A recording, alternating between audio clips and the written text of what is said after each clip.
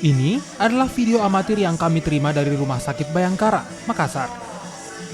Rumah sakit milik Polri ini menggelar goyang mau merah bersama sebagai rutinitas. Goyang mau merah dilakukan untuk melepas penat bagi pasien COVID-19 yang tengah menjalani perawatan. Selain itu, senam ini juga sebagai olahraga agar pasien lebih sehat dengan peningkatan imunitas tubuh. Goyang mau merah dilakukan 2 kali sepekan sebelum pasien kembali ke ruang perawatan.